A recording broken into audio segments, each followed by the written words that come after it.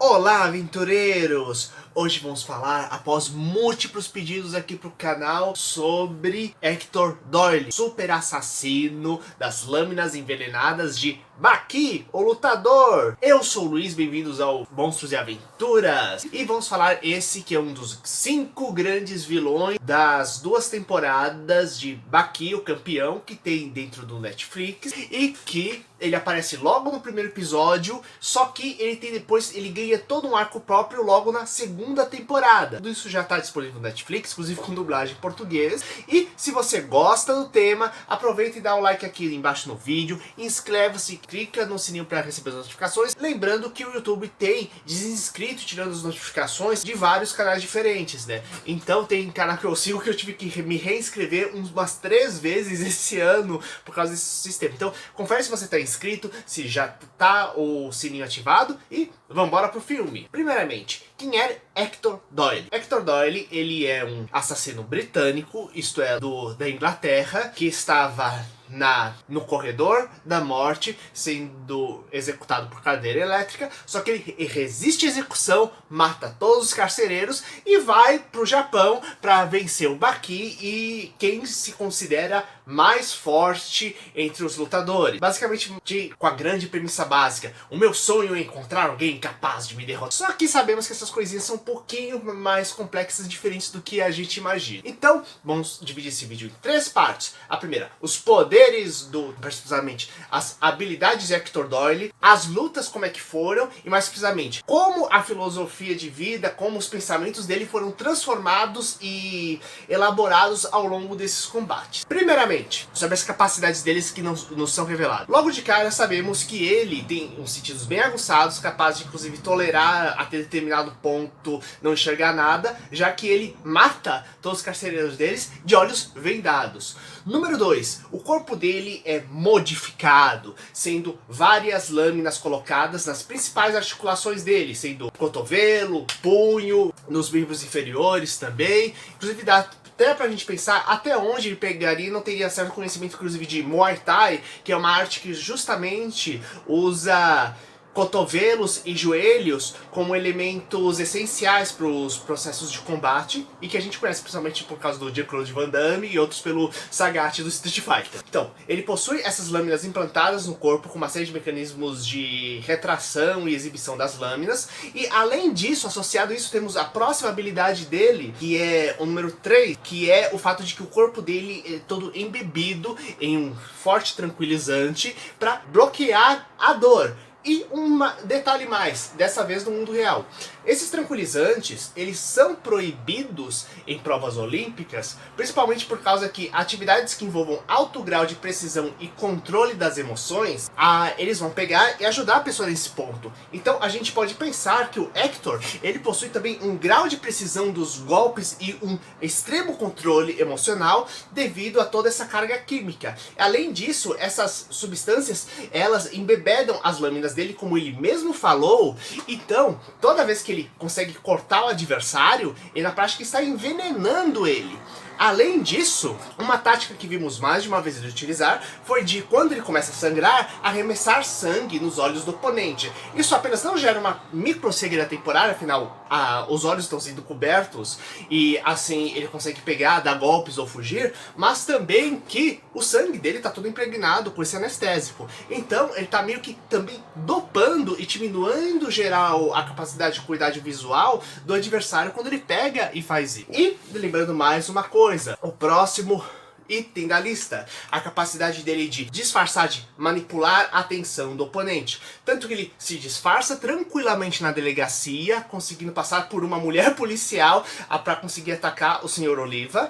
E além disso, ele fala nitidamente que ele estudou as artes de magia e diversos truques de mágica como eram feitos, né? Inclusive se baseando nisso para poder pegar e realizar os implantes no corpo dele. Só que uma coisa importante é que mágicos, outra coisa do mundo real, eles têm a capacidade de chamado desvio de atenção, isto é, eles treinam para conseguir manipular a atenção de quem está olhando eles para um ponto específico para poderem fazer várias diversas atividades, quase que à vista das outras pessoas, só que sem ninguém perceber, para poder realizar seus truques. Inclusive tem todo um estudo de neurologia, uma série de estudos envolvendo a mente humana reais científicos, que pegam inclusive mágica como base. Teve até uma revista super interessante especial que saiu apenas sobre truques de mágica, falando não apenas da história da magia, mas também da questão, toda a questão científica envolvendo da manipulação da atividade cerebral humana que você faz para poder realizar esses truques. O que faz com que ele seja um adversário terrível,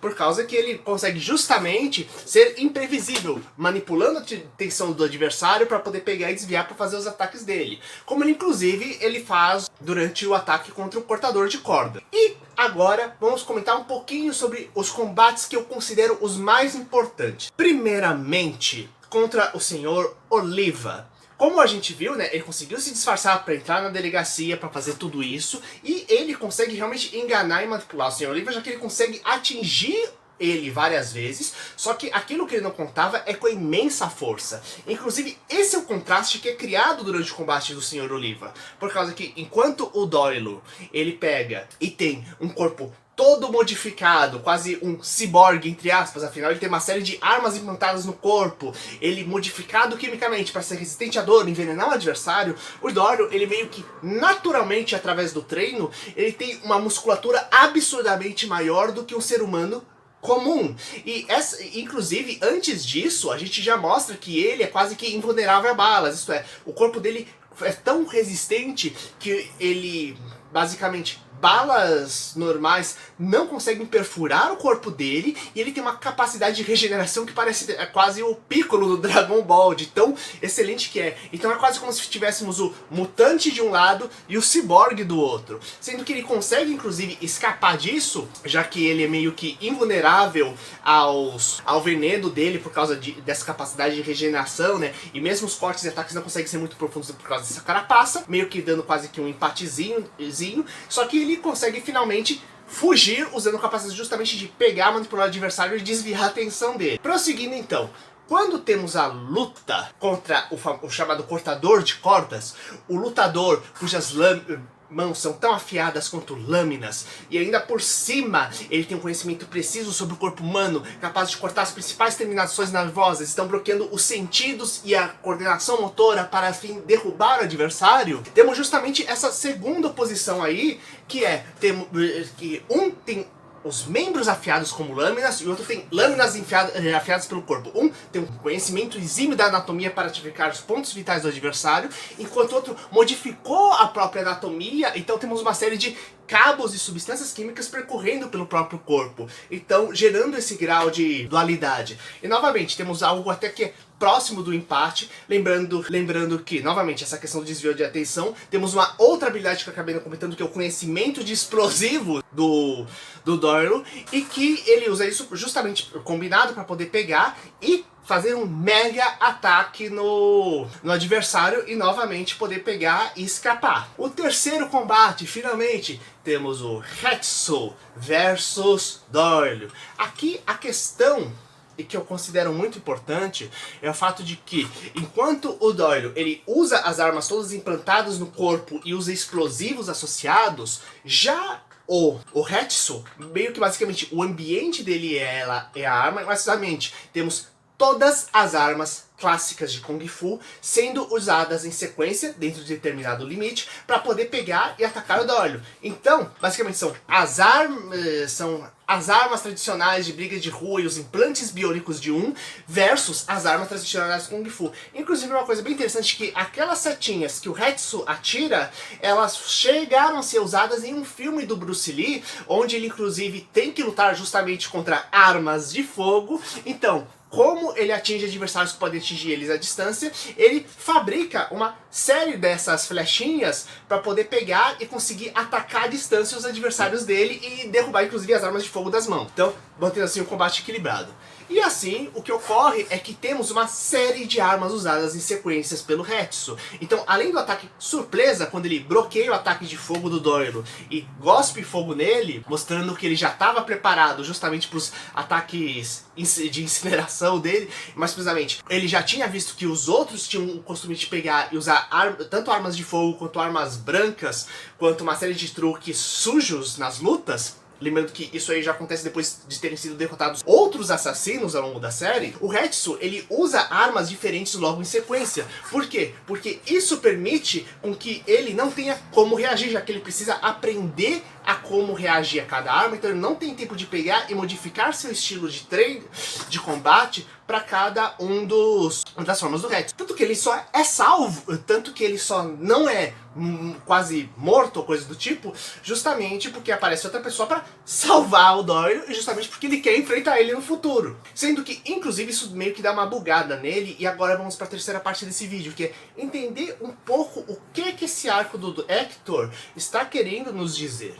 Mais precisamente, logo no combate com o Sr. Oliva, nós temos em seguida o próprio Sr. Oliva indo pela delegacia para pegar e conhecer mais o treinamento dos policiais lá dentro, querendo entender mais do judô e tendo uma certa frustração por causa que ele ainda tem todo um sistema de regras necessário para ele poder pegar, absorver o judô e entender, sendo que não é simplesmente uma forma de técnica de combate, existe toda uma filosofia, toda uma questão técnica estrutural envolvida nisso. Tanto que o principal mestre daquela academia simplesmente consegue derrotar tranquilo e quase sem fazer esforço, por causa que é uma questão de técnica cujo principal não é a força, mas como você direcionar a força do adversário. Então, independente da quanto músculo e força você tenha, o mais importante é como você pega e direciona a força.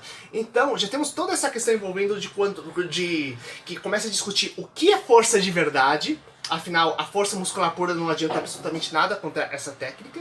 E temos também a questão básica de que como você derrota alguém dentro de um sistema de regras, sem quebrar essas regras. Inclusive, o Hector se mostra meio que aberto a pegar e discutir isso, tanto que ele recebe meio que um militar na casa dele, ou no esconderijo dele, para pegar e discutir qual é a natureza da força e qual a natureza da derrota. Enquanto o Hector, ele acredita que, basicamente, o importante é simplesmente ficar mais forte e simplesmente derrubar qualquer um, o outro fala que não, que cada local, você assume as regras que estão dentro do local e você teoricamente você derrota alguém usando as regras daquele local para poder dentro do conjunto de regras que foi dado dentro daquele sistema. O que para ele é uma coisa muito estranha, ele fica meio pensativo relativo a isso, sabe? Tanto que quando finalmente ele pega e é derrotado pelo Hetsu, ele fica meio desconcertado, já que alguém salvou ele. Tanto que ele pega e salva o Hetsu depois de ser espancado pelos bandidos e começa a pensar até onde essa questão de honra realmente não teria algum significado. Tanto que ele ainda está pensando nisso, tanto que ele tenta meio que descontar, já que se o ataque de fogo, já que o primeiro ataque que o Hetsu fez foi de fogo nele, então vou pegar e vou botar fogo em toda a academia que foi colocada pelo Hetsu para mostrar que eu sou superior a ele ainda por cima. Só que o que ele não contava é que era justamente o líder da Shishinkan ir encontrar ele e derrotar ele com um único golpe. E por 3 motivos. Ele ainda estava em recuperação. 2, o líder da Shishinkan já tinha enfrentado outros assassinos e estava já mega preparado para aquilo que precisasse. E 3, ele faz todo um discurso pro Hector tentando gerar confusão e indecisão nele para finalmente derrotá-lo. E mais uma vez, mostrando que não é força nem arma, foi a confusão mental que o outro causou na mente dele que ajudou ele a pegar e derrubá-lo. Sendo que ele fica numa posição onde ele, toda vez que ele acorda, ele só vai sair de lá se ele reconhecer a derrota dele. Sendo que ele, quando ele vai derrotar o cara que tá vigiando ele, ele acaba normalmente sendo derrubado tanto pelo estado físico dele quanto pelo fato de que o outro tá furioso e estudou muito bem os movimentos dele para poder pegar e sempre derrotá-lo continuamente. Então ele só ia sair de lá quando admitisse a derrota. Eles não queriam matá-lo, eles queriam transformar a mente do Hector Hector, fazer com que ele deixasse de ser um assassino e virasse realmente um lutador. Sendo que a grande transformação final é quando justamente outro cara pega, desiste, e que tá vigiando o Hector Doyle finalmente desiste, e nesse momento o Hector percebe que tudo bem aceitar a derrota. Ele começa a perceber que não é que ele nunca foi derrotado, na verdade ele foi nocauteado, derrotado,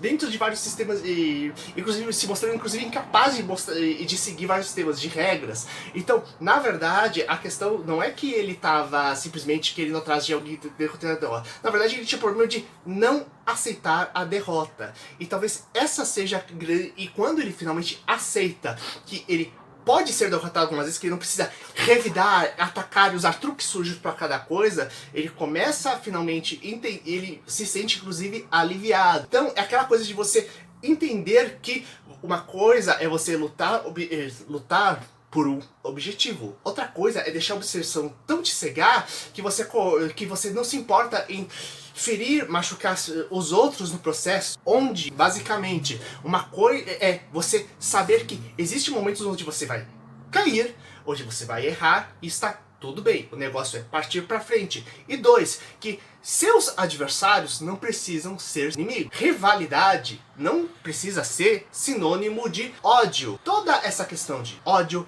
de você pegar e deixar-se levar pela obsessão, criando ódio por todos os seus adversários ao seu redor, e dependendo daquilo que você faça da vida, na verdade, só vai criar um sistema de tensão cada vez maior. Tanto que o cara, ele precisou, na época que ele tava nessa obstinação, virando um cara, não está sendo cada vez melhor, ele ficar completamente dopado o tempo todo para conseguir controlar as emoções dele e não sentir dor. E em outras palavras, ele meio que se anulou parcialmente e se destruiu parcialmente por causa desse processo. E ele finalmente se liberta quando ele reconhece que tudo bem você não erguer o punho depois, e que você pode pegar e ser aliado do seu adversário. E tanto que, quando ele finalmente, teoricamente, ele tá indo embora, você tem assassino que pega e vai atrás dele porque acha que aquilo vai destruir de vez toda a fama que foi criada em torno dos assassinos, que só podem ser só podem ser mortos, senão nunca serão derrotados. E essa coisa é tão obcecada na mente dessas pessoas que temos que lembrar que um dos anteriores, justamente, ele enlouqueceu ao ponto que o cérebro dele apagou e voltou a ser uma mente de uma criança, de tão tenso que era isso. Então a questão não era que eles eram inderrotáveis, a questão é que os assassinos, eu acho que o Doyle mostra que os assassinos na verdade eram pessoas que extremamente obsessivas com força, só que vendo um único tipo de força, que era a força bruta e destrutiva unicamente, e dois, não percebendo que a necessidade de aprender, tipo, aceitar a derrota para aprender com ela e transformar seus adversários, na verdade, em seus aliados, que ser amigo e rival está tudo bem. Tanto que eu acho que essa é uma das maiores lições, inclusive dos animes de esporte que pegam e aparecem por aí, pelo menos na minha opinião. E você, o que achou dos combates de Hector Doyle e dos outros grandes combates de Baki? Ansioso pela terceira temporada? Se gostou, dá um like aqui embaixo, veja nos links aqui embaixo, onde temos nossos parceiros, e inclusive você pode pegar e ajudar a gente com a lojinha do canal. Se gostou, compartilhe, comente com seus amigos e até mais, galera!